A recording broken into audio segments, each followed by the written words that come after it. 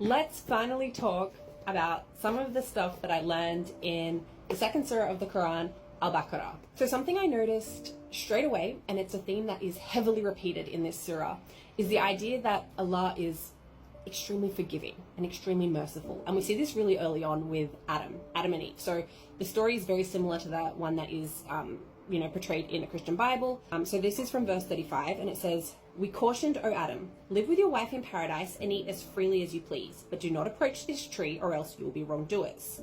So similar storylines, don't eat the fruit from this tree.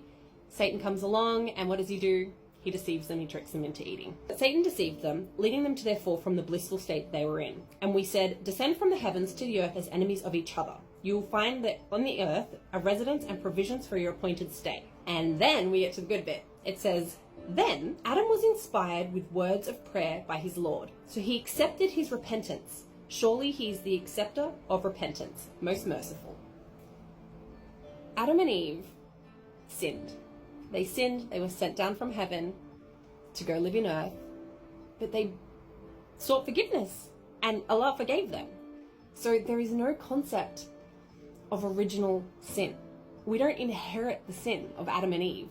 We're born with a clean slate until we can decide for ourselves if this is the path that we want to follow or if we want to choose to follow a different path. Another thing that I really loved and I think really touched me is the idea that Allah is not trying to make your life difficult, okay? So he'll outline something and then he'll say in the very next sentence of the Quran, "But if you can't do that, here is another way that you can please me. And if you can't do that, here is another way that you can please me." O believers, fasting is prescribed for you as it was for those before you, so perhaps you will become mindful of God.